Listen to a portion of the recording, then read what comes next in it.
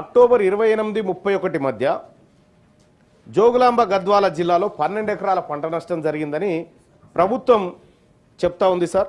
మేడ్చల్ మల్కాజ్గిరి జిల్లాలో 7 ఎకరాల 7.75 ఎకరాలు నష్టం జరిగినట్టుగా చెప్తా ఉంది సార్. సార్ ఈ 1 ఎకరం కరీంనగర్ జిల్లాలో ఆ రైతు నష్టపోయిన 1 ఎకరం పేరేంది, ఆ రైతు పేరేంది, అసలు ఎట్లా తయారు చేసిరు ఈ నివేదిక? మనం అందరం చూసినాం, వర్షాలు పడి రైతాంగం అంతా అతలాకుతలం అయిపోయింది.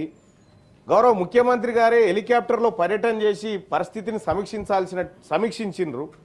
వ్యవసాయ అధికారులు క్షేత్రస్థాయిలోకి పోయారా ఈ అంచనాలు వేయడానికి? లేదు అనంటే ఆఫీసులలో రాసుకొచ్చినటువంటి లెక్కలు ఇవి. ఈ 2 అంశాలు తేలాలి సార్.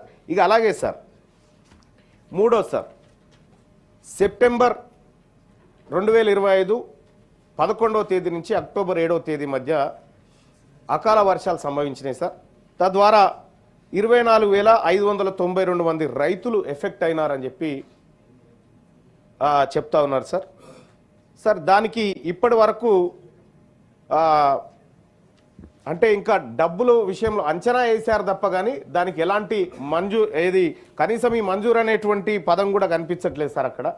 మరి ఈ డబ్బులు కూడా వేస్తారా? ఇప్పటి వరకు ఈ 3 అకాల వర్షాలకి ఎంత నష్టపరిహారం ప్రభుత్వం రైతుల ఖాతాల్లో జమ చేసింది?